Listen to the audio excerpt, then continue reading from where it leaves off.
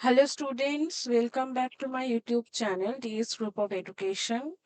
कैसे हैं आप सब लोग? आप सबको मेरे चैनल पर बहुत वेलकम है। स्टूडेंट्स, आप देख ही सकते हो स्क्रीन पे टॉपिक का नाम दिया हुआ है। आज हम लोग डिस्कस करेंगे about the disease named peptic ulcer. हम यहाँ पर देखेंगे कि पेप्टिक अल्सर क्या है एंड ये क्यों होता है, इसका इटियोलॉजी और कॉजेस क्या है या कारण क्या है, एंड इसमें कौन कौन से सिम्टम्स देखे जाते हैं। देखिए, ये जो डिजीजेस के चैप्टर्स है, जैसे कि पेप्टिक अल्सर हो गया या दूसरे ऑर्गन्स के जो डिजीज होते हैं, वो बेसिकली जो न्यूट्रिशन एंड डायटेटिक्स जो यूनिट है हमारा, उसमें इंक्लूड होता है। आप YouTube पर ऐसे बहुत ही कम चैनल आपको मिलेंगे जहाँ पे इस डिजीज के बारे में डिस्कस किया हुआ है। तो आज मैं आप लोगों को इस डिजीज के बारे में एक डिटेल्स डिस्कशन प्रोवाइड करूंगी। उसके पहले, अगर आप मेरे चैनल पर फर्स्ट टाइम हो एंड चैनल को अभी तक सब्सक्राइब नहीं किया है तो चैनल को जरूर से सब्सक्राइब कर दीजिए। आपको अगर पेड बैच में एनरोल होना है एंड आपको ये जानना है कि मैम नोट्स किस लैंग्वेजेस में मिलेंगे, तो आपको इंग्लिश तो कंपलसरी मिलेंगे, उसके साथ साथ हिंदी एंड बंगाली दोनों लैंग्वेजेस में मिलेंगे। आप होम साइंस का मेरा जो टेलीग्राम चैनल है वहां पे जुड़ सकते हो मुझसे। वहां पे आपको free PDFs, PYQs, concept, job and PhD notifications मिलेंगे। अगर आपको कोई भी पर्सनल असिस्टेंस चाहिए related to paid batch and etcetera, तो आप मुझे मेल कर सकते हो। आप मुझे इंस्टाग्राम एंड व्हाट्सएप पर भी फॉलो कर सकते हो। ठीक है, तो चलिए स्टार्ट करते हैं आज की क्लास। देखिए, जब भी हम कोई डिजीज को स्टडी करेंगे, उसके पहले हम एक फिगर को अपने दिमाग में बैठा लेंगे कि वो डिजीज कहाँ पे होता है, अगर होता है तो वो दिखने में कैसा होता है। तो आप देख सकते हो ये जो जे शेप्ड, ठीक है, ये जो जे शेप्ड एक स्ट्रक्चर हम देख सकते हैं, इसका नाम क्या है? इसका नाम है स्टोमैक। ये जो स्टोमैक है बेसिकली, ये पोर्शन स्टार्ट होता है स्मॉल इंटेस्टाइन का। एंड ये जो अल्सर या जो पेप्टिक अल्सर होता है, ये जो म्यूकस मेम्ब्रेन होता है स्टोमैक में, ठीक है, यहाँ पे क्या होता है, इसका फॉर्मेशन होता है। एंड ये जो ऊपर का पोर्शन आप देख रहे हो, इसे ईसोफेगस कहा जाता है। ये अल्सर अगर डियोडेनम में हो तो डियोडेनल अल्सर होगा। अभी क्वेश्चन ये होगा कि डियोडेनल क्या है या डियोडेनम क्या है। जो स्मॉल इंटेस्टाइन होता है उसका तीन पार्ट होता है। एक होता है डियोडेनम, एक होता है जेजुनम, एक होता है इलियम। ठीक है, तो ये जब डियोडेनम में अल्सर होगा तो उसे हम कहेंगे डियोडेनल अल्सर, और स्टोमक में जब अल्सर होगा तब हम उसे कहेंगे गैस्ट्रिक अल्सर। एंड जब अल्सर होगा तो ये बेसिकली देखने में कुछ ऐसा होगा, एक रेडिश सा जो भाव है वो आ जाएगा। Peptic ulcers are open sores on the inner lining of the stomach and the upper part of the small intestine. The most common symptom of a peptic ulcer is stomach pain. Peptic ulcer क्या है? एक अंदरूनी परत और एक क्या होता है, एक छोटी अंत के जो ऊपरी हिस्से में होता है, जिसे हम डियोडेनम अभी देखा है, वहां पे क्या होगा, एक घाव होगा। उस घाव को हम क्या कहेंगे? उस घाव का हम कहेंगे पेप्टिक अल्सर। जो पेप्टिक अल्सर होता है उसका जो मेन लक्षण होता है वो क्या होगा? पेट में दर्द होगा। जैसे कि हम देख सकते हैं कि जो पेप्टिक अल्सर होता है वो दो टाइप्स का होता है, एक होता है गैस्ट्रिक अल्सर, एक होता है duodenal ulcer. Gastric ulcer basically appear on the inside of the stomach. Gastric नाम से ही आप देख सकते हो ये कहाँ पे होगा? स्टोमक के अंदर, यानी अगर हम देखें, ये जो होता है स्टोमक का, इस लेयर में गैस्ट्रिक अल्सर होगा एंड यहाँ पे जो होगा इसे हम कहेंगे duodenal ulcer. Duodenal ulcer basically क्या होता है? Which appear on the inside of the upper part of the small intestine called the duodenum. The most common causes of peptic ulcer are infection with the germ Helicobacter pylori. Question यहाँ से भी पूछे जाते हैं कि कौन सा germ होता है जो बेसिकली पेप्टिक अल्सर के लिए रिस्पॉन्सिबल होता है, तो आप जस्ट बताएंगे एच पाइलोरी। ऑप्शंस दिए गए होते हैं, उससे आपको सिलेक्ट करना पड़ता है।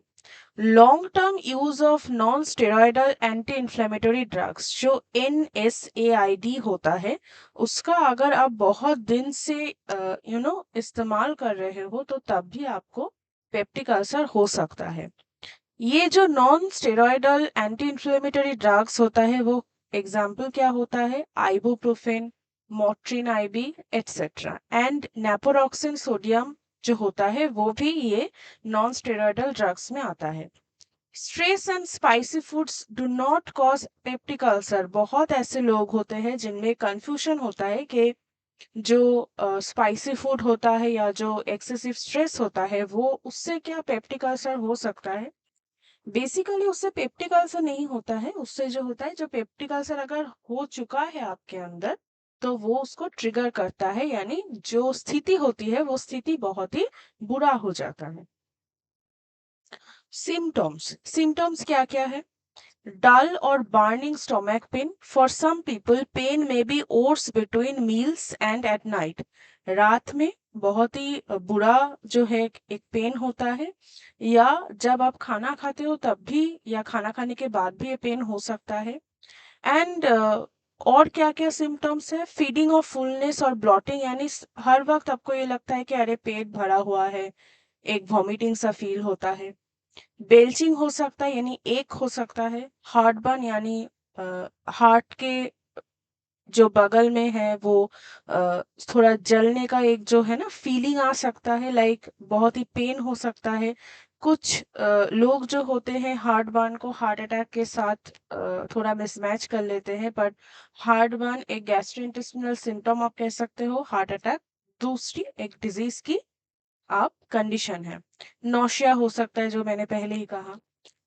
Peptic ulcers can cause bleeding from the ulcers, यानी जो अल्सर्स मैंने दिखाए हैं पिक्चर में, जैसे कि यहाँ पे एक अल्सर फॉर्म हुआ है, यहाँ से ब्लीडिंग हो सकता है, रेड हो सकता है। बेसिकली यहाँ पे क्या कहा गया है कि जो वॉमिटिंग ब्लड, जब आप उल्टी करोगे तो उसके साथ ब्लड निकल आ सकते हैं क्योंकि यहाँ पे ब्लीडिंग हो रहा है। Having dark blood in stool, stool में जो फिकस में होता है डार्क ब्लड आ सकते हैं, काला खून। और स्टूल्स दैट आर ब्लैक और टेरी, यानी काले कलर का हो सकता है। फीलिंग डिजी और फेंटिंग, हर वक्त ये लगता है कि चक्कर आ रहा है या आप बेहोश होने वाले हो।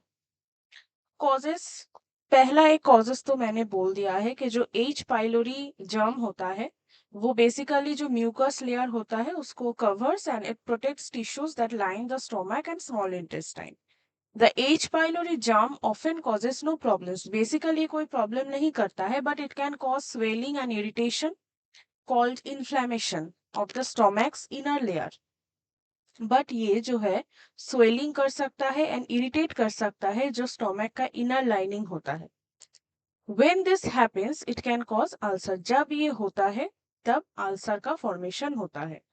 It's not clear how H pylori infection spreads, कैसे जो है एच पाइलोरी इन्फेक्शन स्प्रेड करता है, ये कोई भी एक रीजनेबल हम नहीं देख सकते हैं। It may go from person to person, हर दूसरे इंसान में एक ही तरह के कॉजेस होंगे, ये कोई नेसेसरी नहीं है।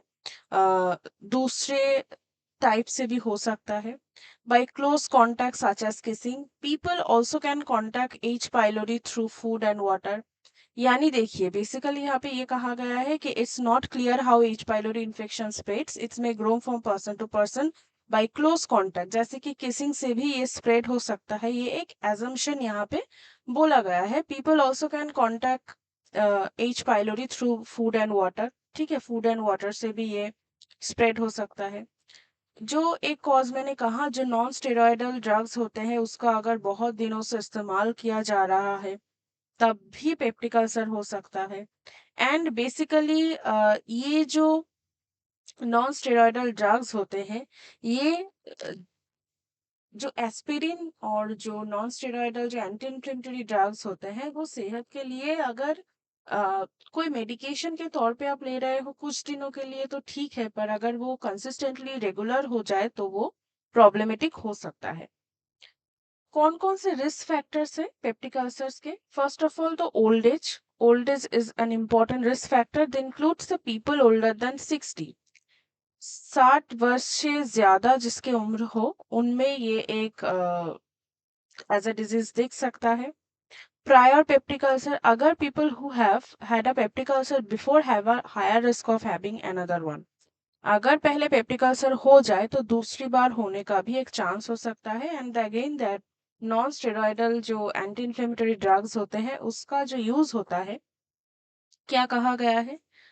Does taking NSAIDs with certain other medications, this include other pain relievers, steroids, blood thinners, certain antidepressants called selective serotonin reuptake inhibitors, and medicines to treat the bone thinning disease and osteoporosis. This include alidronate and risdronate.